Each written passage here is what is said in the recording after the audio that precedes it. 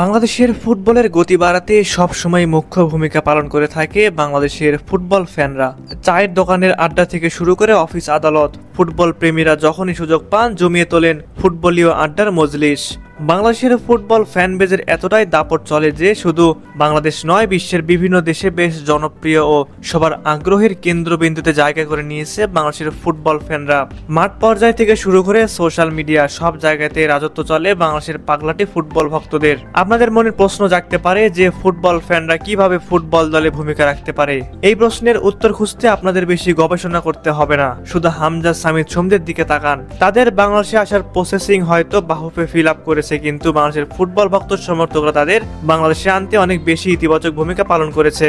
বাংলাদেশের ফুটবল সমর্থকরা এবার চেষ্টা করছে সুলিভান বংশের 4 ভাইকে জাতীয় দলে খেলানোর জন্য। অনেকে হয়তো ইতিমধ্যে জানেন রোনান সুলিভান ও ডেকলান সুলিভান বাংলাদেশের হয়ে খেলার জন্য আগ্রহ প্রকাশ করেছেন। বাংলাদেশে তাদের নিয়ে আসার সকল প্রক্রিয়া সম্পন্ন করতে কাজ শুরু করে দিয়েছে বাফুফে। বাংলাদেশের ফুটবলে পাগলা সমর্থকদের ফুটবলের প্রতি ভালোবাসা ও পাগলাটের সমর্থন দেখে তারা মূলত বাংলাদেশে আসার আগ্রহ প্রকাশ করেন। বাংলাদেশের হয়ে খেলার জন্য দীর্ঘদিন ধরে চেষ্টা চালাচ্ছেন রোনান সুলিভান ও ডেকলেন সুলিভান, কিন্তু কোনোভাবেই যেন কিছু করা সম্ভব হচ্ছিল না। তবে হামজা চৌধুরী বাংলাদেশে আসায় তাদেরও আগ্রহ জাগে লাল সবুজ জার্সি গায়ে মাঠ মাতানো। রোনান সুলিভান খেলছেন MLS নেক্সট লিগে।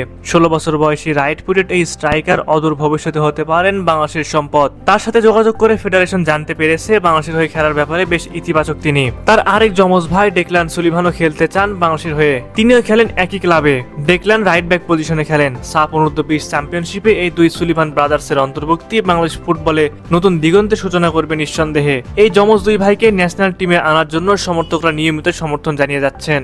তাদের আরেক দুই ভাই হলেন কুইন সুলিভান ও কাভান সুলিভান। তাদের ফুটবলের প্রতিভা নিয়ে কারোর কোনো সংশয় থাকার কথা নয়। তাদের তো মেসির সাথেও খেলার অভিজ্ঞতা রয়েছে, সুতরাং তাদের ট্যালেন্ট নিয়ে প্রশ্ন তোলার কোনো সুযোগই নেই। আমরা যদি বাংলাদেশের ফুটবলের প্রেক্ষাপট চিন্তা করি তাহলে গোলকিপার বাদ দিয়ে যে কোনো পজিশনে পারফেক্ট হবেন এই দুই footballer. Quinn, Cavan, Ronan, Declan Sullivan চারজনই অনেক বড় মাপের ফুটবলার। তারা যদি বাংলাদেশের ফুটবল দলে আসে এবং তাদের দক্ষতা প্রতিভা সঠিকভাবে কাজে লাগানো যায় তাহলে বাংলাদেশ দলের পারফরমেন্স উল্লেখযোগ্যভাবে উন্নতি করতে পারে।